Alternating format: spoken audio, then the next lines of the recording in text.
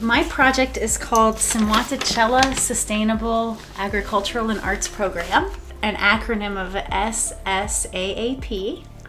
I started in the Peace Corps and I loved the model, which was, we're not here to give you stuff because stuff won't help you. We're here to give you me.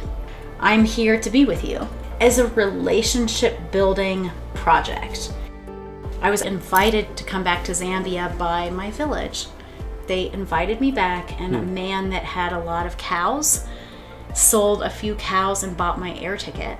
My first trip back to Africa after Peace Corps was sponsored. So people will come in masses, and I realize how much I love my work because each and every one of these people has every problem, every issue is there. They're hungry, their school is horrible, there is no school, they have no school fee, there's no water at school, a fire burned down the place where they were storing the maize. And I just try to cut and paste whatever resources I know that we have into their particular problem.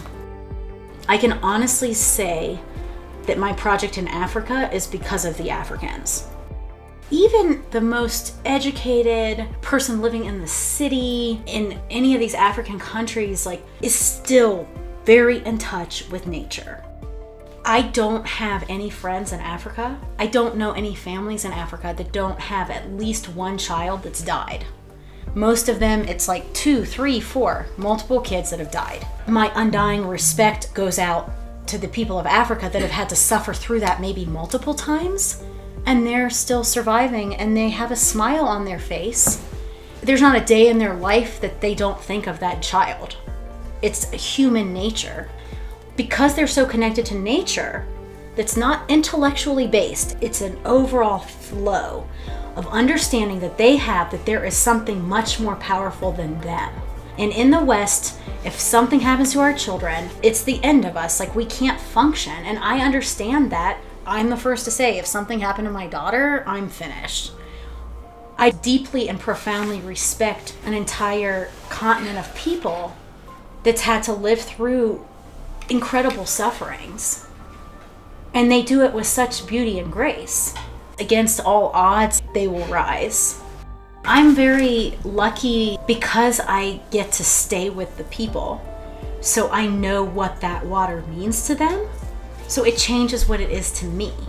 I can honestly say that until this project, I didn't appreciate water on any level. I totally took it for granted. I turned on the tap, took the water, drank it, didn't think twice, didn't appreciate my bath, wasted water. Not that I'm not still guilty of doing that, but I think I'm more aware if I am doing it.